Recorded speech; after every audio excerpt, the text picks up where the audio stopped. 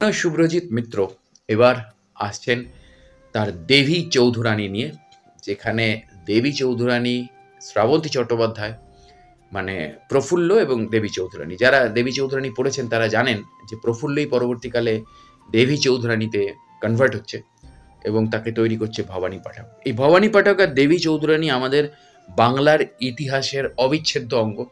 আমার এডুকেশনাল চ্যানেলে যদি আপনারা যান তাহলে আপনারা দেখতে পাবেন, ওখানে আমি একটা সিরিজ করে রেখেছি যে ভবানী পাঠক আর দেবী চৌধুরানী বাংলার বুকে কতগুলো কালী মন্দিরকে প্রতিষ্ঠা করেছিল এবং বাংলার কতগুলো কালী পুজোর সাথে ভবানী পাঠক এবং দেবী চৌধুরী জড়িত ছিল। কারণ এই কালী মন্দির এবং এই কালী পুজোর মাধ্যমে তারা বিপ্লবী সংগঠনকে বাড়িয়ে নিয়ে চলতো এবং তারা বিপ্লবকে সমর্থন করতো এবং ব্রিটিশদেরকে হত্যা করতো এবং ব্রিটিশদের ধনসম্পদ লুট করত। তো এ হেন ভবানী পাঠক এবং দেবী চৌধুরানীকে একটা লার্জার দ্যান লাইফ এবং ভিএফএক্স বা গ্রাফিক্সের মাধ্যমে যেভাবে প্রেজেন্ট করতে চাইছে শুভ্রজিৎ মিত্র, তো সেটা হচ্ছে সবচেয়ে বড় প্রেজেন্টেশন। এবং আমি একটা পোস্ট করেছিলাম, অনেকেই বলছে বয়স হয়ে গেছে। হ্যাঁ, বয়স তো হবেই, বয়স তো হবেই।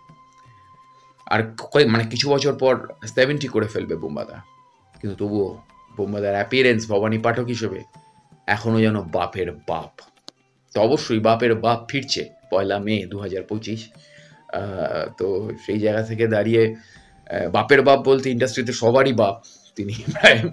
তো সেই জায়গা থেকে দাঁড়িয়ে বোম্বাদা ফিরছে 2025-এর 1 মে এইটা, এবং অ্যাকশন অবতারে। কেননা এখন তো অ্যাকশন ছবিটা আবার জনপ্রিয় হলো বাংলা ইন্ডাস্ট্রিতে। হ্যাঁ, অবশ্যই এর জন্য দেবকে কর্নিশ, অবশ্যই জিদ্দাকে কর্নিশ। কেননা জিদ্দা যখন সবাই অন্য পথে হাঁটছিল, জিদ্দা কিন্তু এই জনারটাকে বাঁচিয়ে রেখে দিয়েছিল এবং সেটাকেই আরেকটু অক্সিজেন দিয়ে বাড়িয়ে দিল দেব খাদানে। আর এবার পুরোপুরি কমার্শিয়াল ছবিকে আইসিইউ থেকে বের করার জন্য বোম্বাদা আসছে দেবী চৌধুরানী নিয়ে। যদিও দেবী চৌধুরানীর কন্টেন্ট হয়তো হিস্টোরিক্যাল, কিন্তু ছবির প্রেজেন্টেশন শুভ্রজিৎ মিত্র যা দেখাচ্ছে, যা আমরা প্রি টিজারে দেখলাম এবং যা ওনার বক্তব্য বা ইয়েতে রয়েছে, সাক্ষাৎকারে রয়েছে, সেগুলোতে উনি একটা লার্জার দ্যান লাইফ ইমেজ নিয়ে একটা প্রেজেন্ট করতে চাইছেন। অবশ্যই এখানে লার্জার দ্যান লাইফ আমি বলবো না, কারণ আদত গল্পটা বাস্তব, ইতিহাস ভিত্তিক, এবং সেই জায়গা থেকে দাঁড়িয়ে প্রেজেন্টেশনটাও প্রচণ্ড বড় ক্যানভাসে করাটা দরকার ছিল। তো শুভ্রজিৎ মিত্র শ্রাবন্তী চট্টোপাধ্যায়ের সম্পর্ক নিয়ে অনেক গুঞ্জন ছড়িয়ে থাকে নেট মহলে বা মিডিয়াতে। তো সেগুলো দেখার দরকার নেই, কারণ শুভ্রজিৎ শ্রাবন্তী এর পরে আবার কালমৃগয়া বলে একটি থ্রিলার করতে যাচ্ছে আফটার দেবী চৌধুরানী।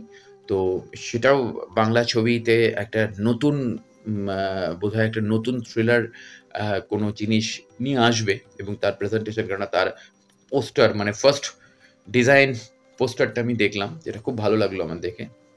কিছুটা কৌতূহল, মানে একটা দুর্গের দিকে একটা গাড়ি চলে যাচ্ছে। তো আগে দেবী চৌধুরানী আসুক চোখের সামনে, দেবী চৌধুরানীর সাকসেস কামনা করছি। দেবী চৌধুরানীর ট্রেলার মানে প্রি টিজার দেখে শুভ্রজিৎ মিত্র বলছেন যে 5% আপনারা প্রি টিজারে দেখেননি, তাহলে ছবিটা কি হতে চলেছে। হ্যাঁ, ছবিটা যখন শুরু হচ্ছিল তখন অনেকেই বলেছিল এই ছবিটা করা যাবে না, কেননা 2023-এর জানুয়ারি, মানে পাক্কা 2 বছর আগে যখন এই ছবিটার অ্যানাউন্সমেন্ট হয়েছিল, তখন বাংলা ইন্ডাস্ট্রির সত্যি নাভিশ্বাস চলছিল। কারণ তখন সেই বাংলা ইন্ডাস্ট্রিতে কোনো ছবির প্রিমিয়ারে এসে প্রেসের কাছে বলতে হতো বারবার, বাংলা ছবির পাশে দাঁড়ান, বাংলা ছবির পাশে দাঁড়ান। খুব অপমান লাগতো এটা, খুব অপমান লাগতো। বাংলা ছবির মানুষ হয়ে, বাংলা ইন্ডাস্ট্রির লোক হয়ে খুব অপমান লাগতো এটা আমাদের। কিন্তু আজকে বাংলা ছবি ঘুরে দাঁড়িয়েছে এবং অবশ্যই এর জন্য এই 3 জনকে কর্নিশ এবং তার সাথে সাথে নতুন ডিরেক্টর, নতুন রাইটাররা আসছে এবং অবশ্যই নতুনদের সুযোগ দিতে হবে। নতুন ছাড়া কোনোদিনও একটা মানে কি বলবো, সুনামি, সাইক্লোন এগুলো আসে না। আজকে নাগ অশ্বিনকে যদি ভরসা না করতো অমিতাভ বচ্চন, তাহলে কি কালকি 2898 এডি তৈরি হতো? তেমনই আমাদের পুরনো অভিনেতাদেরও নতুন ডিরেক্টরদের উপর ভরসা রাখতে হবে, তবেই বাংলা ইন্ডাস্ট্রি এগোবে। যেমন একটু আগেই আমি বলেছিলাম যে সূর্যা শিবকুমারও কিন্তু কার্তিক নাগরাজনের ওপর বিশ্বাস রাখলো।